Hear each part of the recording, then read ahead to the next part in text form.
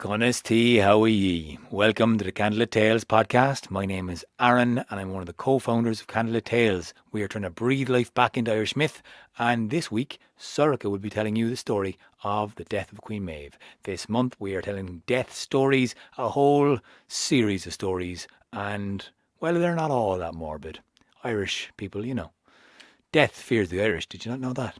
So you can go to patreon.com/candlelittales to help support this podcast like many people do. Thank you who do. You're great. It's awesome that you're helping us. You can also like and share and subscribe to our YouTube channel, or just tell someone about it if you like. Stay tuned for this story. Sorcha, take it away.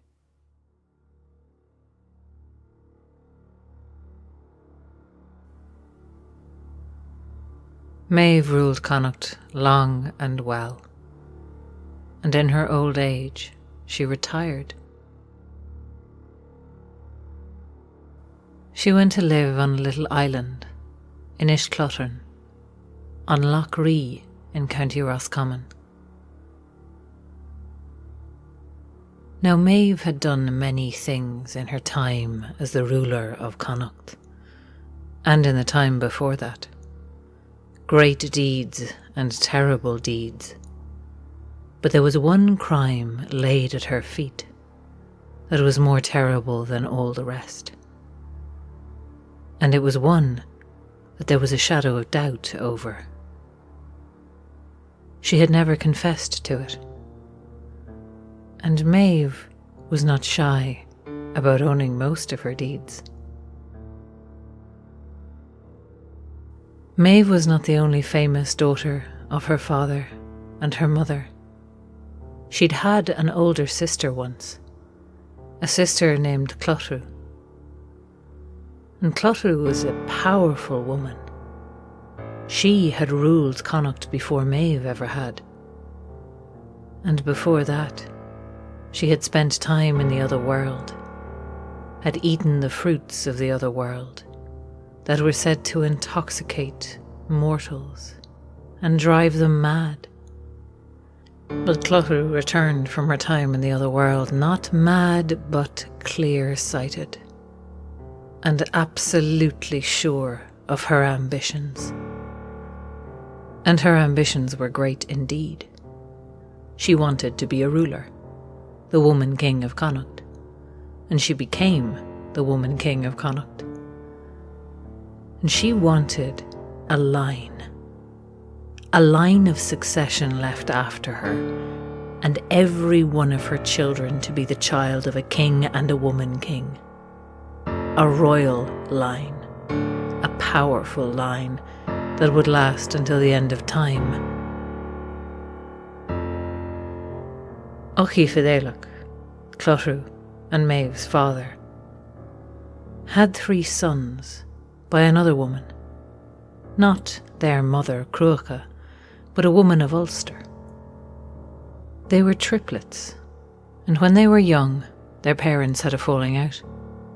Their mother brought her children back to Ulster with her, and they were raised in Owenmacca, which was why they were called the Finemna, the 3 fair-headed boys of Owen.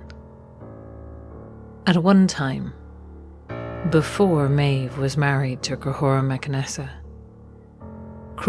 Nessa spoke to the Finemna and persuaded them that they should rise up in rebellion against their father, the High King. And he promised them that he, Clothru Mac Nessa, and all of the Ullad would be in their corner when the time of the rebellion came. The mother of the Finemna was very much in favour of this plan. She wanted to see her husband dead, and the boys were persuaded. They were young, they were hot-headed, and they were susceptible to the blandishments of a man like Clothru Mac Nessa. And so they went about trying to rally support from other rulers of other provinces. The Finemna thought that they would get good support from Clothru, the woman king of Connaught, their sister, but she refused to help them. She tried to persuade them over a feast to give up this plan, and when the Finemna refused to listen to her arguments, she decided instead to seduce them. The next morning, the three brothers left Cruach Connaught and left their sister Clothru behind. Their rebellion was doomed to failure. Cruach MacNessa betrayed them, turning on them in the battle, and they were killed by their father's own armies, although the High King's heart was broken by it. Some time after their ill-fated rebellion, their sister Clothru gave birth to a child that was striped, and his head looked just like one of his uncles, and his torso looked just like the other, and his legs just like the third.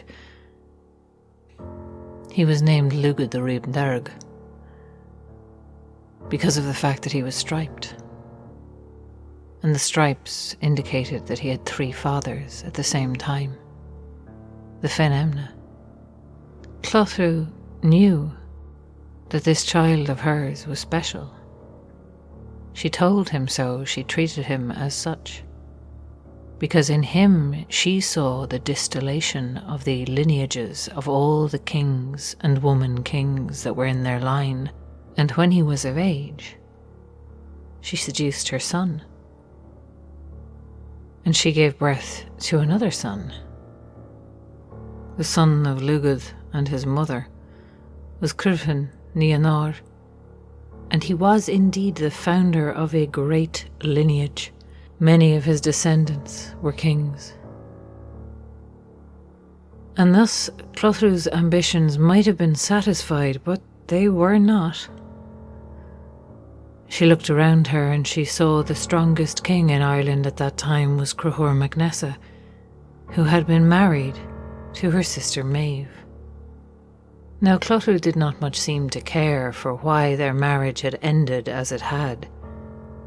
She cared for Cruach MacNessa's lineage. She cared that he was the son of the powerful Nessa, that he had become the King of Ulster at a young age, that he was ambitious, that he was ruthless, and so she married Cruach MacNessa. And not long after she married him, Clothru was pregnant with Cruach MacNessa's child. And it was at that time that someone murdered Clothru. This was the deed that was laid at the feet of Maeve, who by then was herself the woman king of Connaught, Clothru having relinquished the position in pursuit of her own ambitions. But Maeve never admitted to it. And indeed there were those who said that it was not Maeve at all who had killed her sister, but Clothru's son, her first son, Lugad Reebderg, the one who she had had another child with. But that was never proven either. Clothru managed one more extraordinary deed before she died. As she lay there bleeding, she called on her attendants to take their knives and save her child. Her child was strong, she said. Her child would be a warrior, she said. And so the attendants of Clothru cut her still living child out of her dying body, and he was saved. The child of Clothru and of Cruach MacNessa was called Ferb, and Ferb grew up hearing the story of how his jealous aunt had killed his mother. No one mentioned to him that there was any doubt about the story. He became a great warrior. He trained under Cuchulainn. He was, of course, the son of the king Cruach MacNessa, and he had one strange attribute. He had a pair of horns on his head, like the horns of a bull.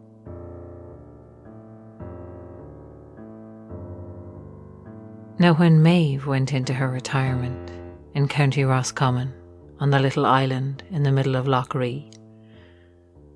She used to come down every morning and bathe in the waters of the lake. And one day, Ferb was passing, and he asked who this beautiful, stately woman was. She was not young, but there was something about her still that drew the eye. And he was told that this was Maeve, who had been woman king of Connaught, who had once long ago been married to his father Clothru, who they say had killed his mother Clothru. Ferb determined there and then to get his revenge. But as he looked at Maeve, he knew he did not want to duel her. This woman had been a warrior of great renown, and perhaps there was still some of that strength in her. And so he practiced every day for a year. Ferb set up a post at the height of Maeve, and he measured the distance from the shore of Loch Ree to the place where Maeve liked to bathe. And then he practiced with his slingshot, trying to knock an apple off the top of the post. And when he could make that shot every single time, he lay in wait. Maeve liked to bathe there every day. Every day she would come walking down to the water's edge, take off her clothes, swim in the cold waters, and then return and climb up to the top of the hill and have her breakfast. And every day, from the shores of the lake, Ferb watched her descend, watched her undress, watched her slip into the water, watched her swim, watched her return. And every day he had his slingshot with him, and every day he had the shot in his hand. And day after day after day, he did not take it. He did not know why. He did not know what was stopping him. He could see in this woman a resemblance. His father's wife, Ethna, was her other sister. He wondered if she looked like his mother, Clothru. He wondered, as he watched her, what she sounded like, what kind of a mother she was to her children, if she knew him, if she knew of him, what she'd think of him, if he cared. At last, one day, and as time went on, Ferb stopped watching her and waiting for his opportunity, and let himself simply watch her.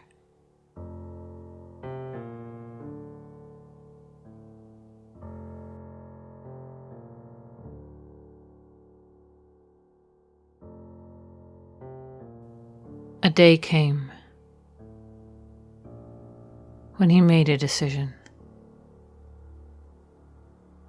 There was nothing in watching this woman, nothing more for him, no answers to be got. He could talk to her, but he knew he would get no satisfaction. Or he could kill her and avenge his mother's death and let himself rest. And so that day he went down, and when he saw Maeve coming, he reached for the first thing that he could, and his hand landed not on a shot for his sling, but on a piece of hardened cheese. He fitted it into his slingshot and whirled it and loosed it, and it flew straight and true straight and true as every day that he had practiced, and into the side of Maeve's head. And Ferb watched, as between one graceful step and the next, she crumpled. The woman who'd been king of Connaught. The woman who'd murdered his mother. And Ferb fled his deed.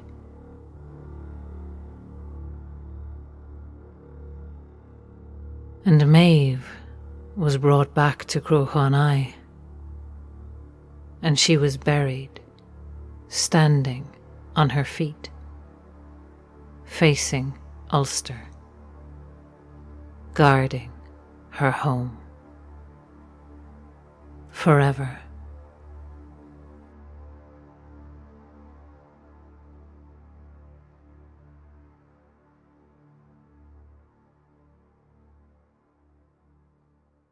Thanks so much for listening. This month we're doing a series of death stories, so stay tuned to hear more stories from the Ulster cycle. You can find out more about us on our website, candlelittales.ie. You can follow us on all of the social medias, Facebook, the Instagram, the Twitter, at candlelittales. And for more videos and when we actually go live streaming, which is most Sundays, hit subscribe to our Candlelittales YouTube channel. And you can also find a Candlelittales for Kids playlist, #Candlelittales, right there on YouTube. Class. We'll be talking about this podcast in our next episode, which goes live on Sunday. If you want to chip in the conversation, you can tune in at 7 o'clock Irish time on Sunday. And, hit subscribe to the YouTube channel if you haven't done already, because that's the only way you'll get notified. Hit the little bell icon. Oh, crafty little bell icon hiding away from us. Liking and subscribing to our channels actually makes a massive difference, and it really does help. Leaving reviews, telling people about us, spreading word of mouth, all that kind of stuff. You can also give us more direct support by going to patreon.com/candlelittales, or you can even make a one-off donation by hitting the PayPal button on our website. Thank you, everyone who's done that. You're class. You're amazing. This whole podcast thing is just supported by Patreon supporters and people who like these stories. We're trying to breathe life back into Irish myth, and you're helping us by listening, by telling stories yourselves, and by supporting us to do it. Thank you, and chat to you next time. This episode was produced and edited by Rory O'Shea and Oisin Ryan. Music by Rory O'Shea and story by Sorcha Hegarty.